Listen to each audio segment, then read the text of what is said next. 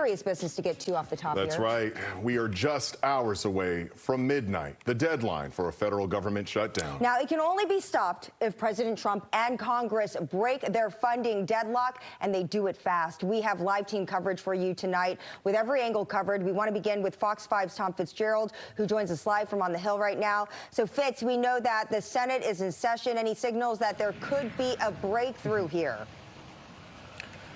Well, good afternoon from the Hill. There is a vote scheduled in the Senate for 5:30 today, but it does not appear to be likely that it's going to end this dispute any time soon. President Trump himself even said today at the White House he believes that a shutdown is likely at this point. But the political reality right now is this.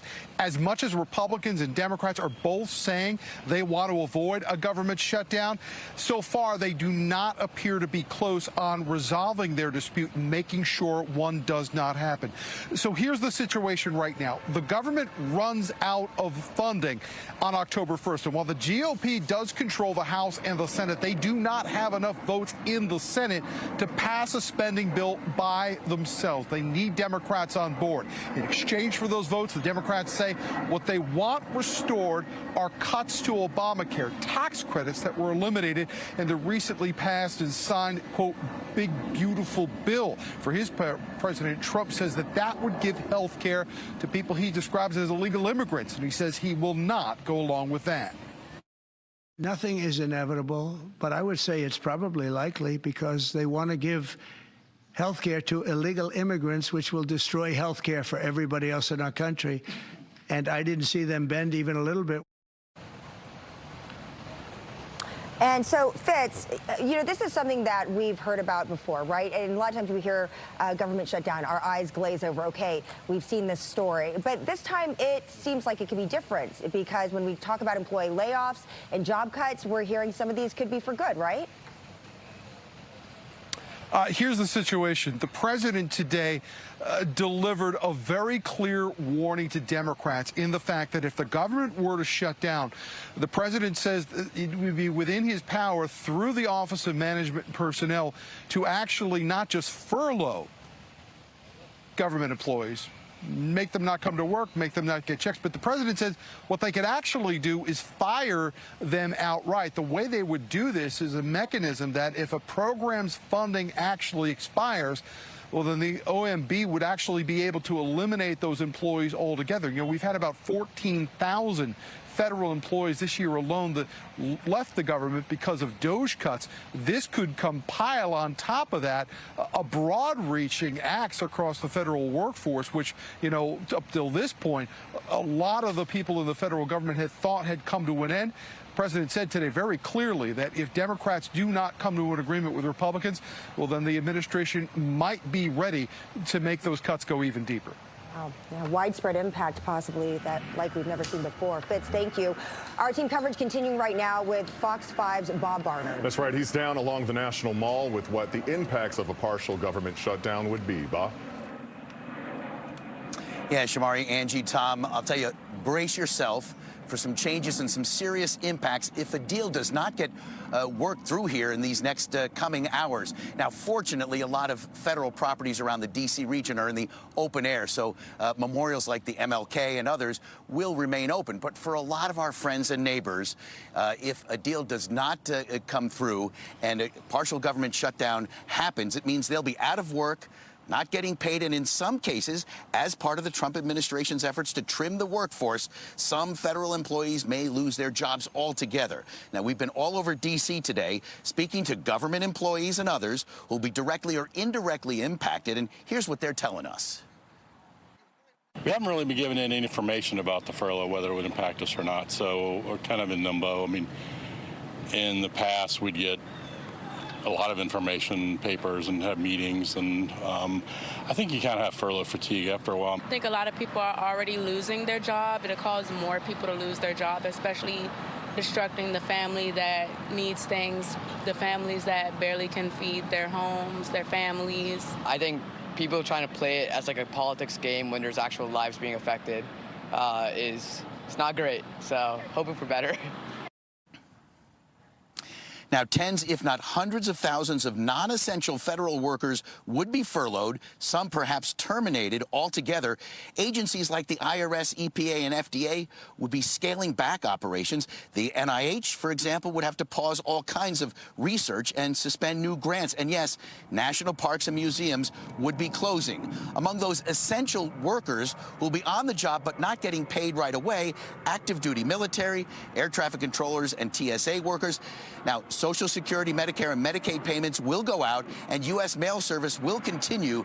Those are funded separately.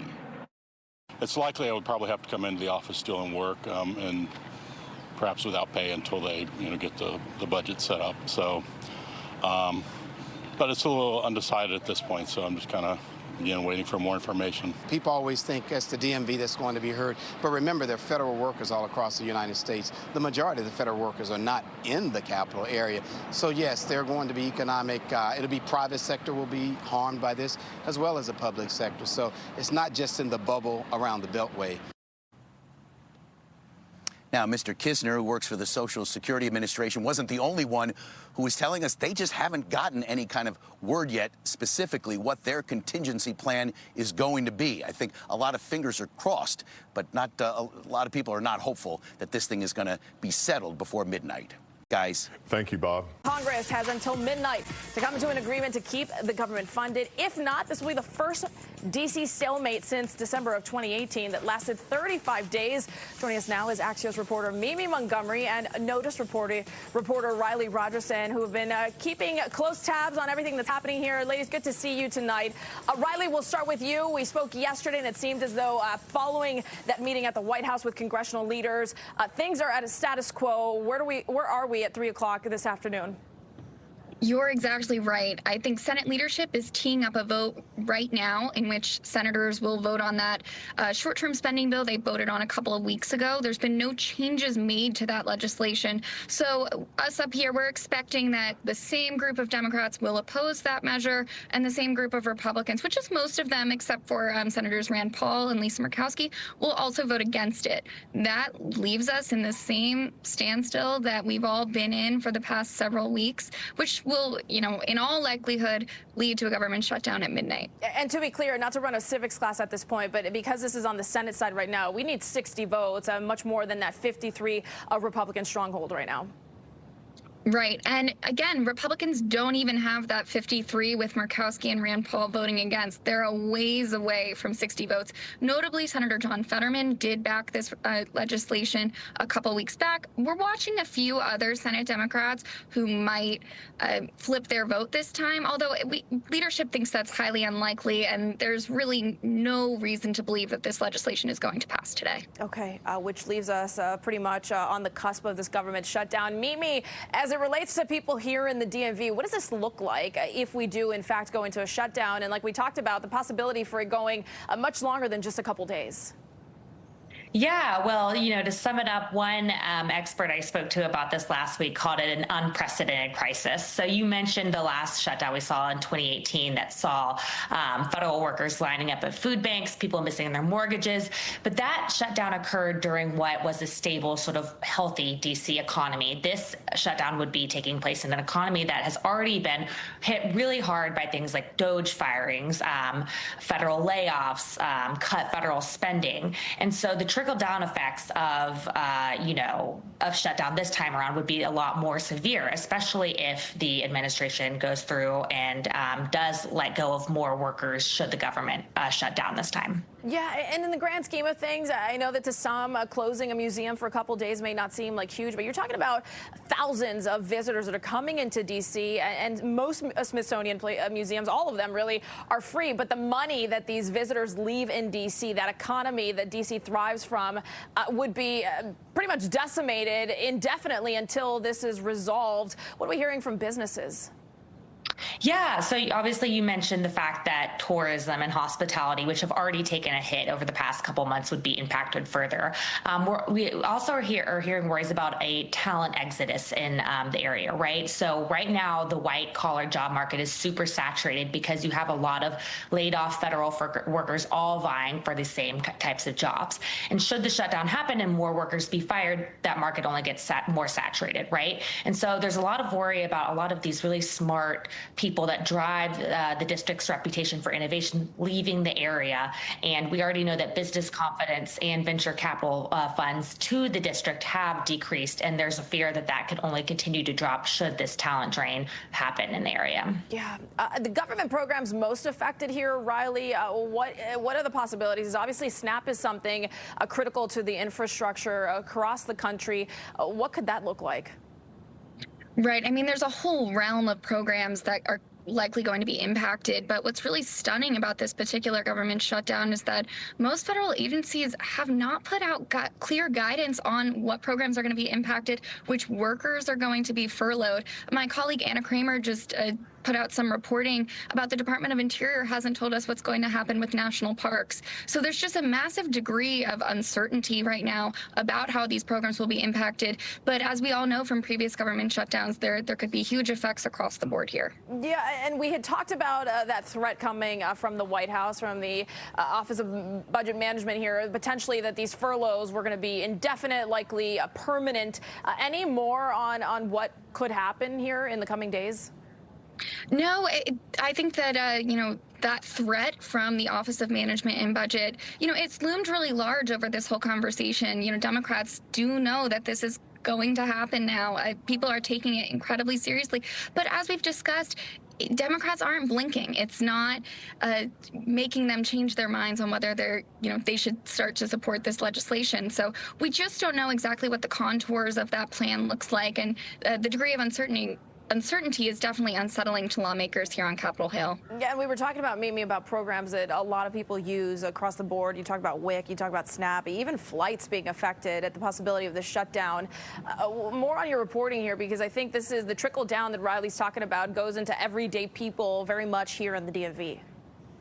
Yeah, exactly. I mean, you mentioned flights will be impacted. We talked about things like Smithsonian, just, lots of civic sort of everyday things that folks depend on. And so obviously there will be that impact. But I think, the ripple effects will be so much more profound because people are already coming from a place of sort of a lot of uncertainty and disturbance, right? Mm-hmm. So there's chats about a lot of these folks might be filing for unemployment, and the unemployment office has already seen an onslaught. If people are filing for retirement all at once, how will that affect the sort of processes there? So there's a lot of unknowns, and I think a lot of fears that a lot of these things that people will be depending on at this time might not be running as smoothly.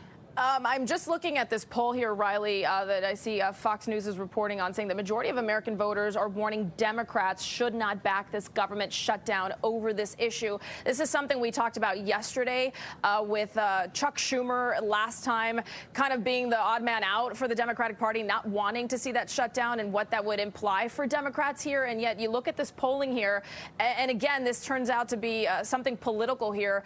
Who will be on the winning side? Right. The shutdown blame game here on Capitol Hill is already very, very much underway. Both parties are making the case that the other party will, quote unquote, own the shutdown. And the polling is going to tell us a lot here. It's still really early, though, to, I think, understand exactly who voters are going to blame. Right now, I can tell you, though, House Democrats are messaging very heavily on the fact that House Republicans are not in D.C. Speaker Mike Johnson told them, not to be here. They're trying to put pressure on Senate Democrats to vote on the legislation as written.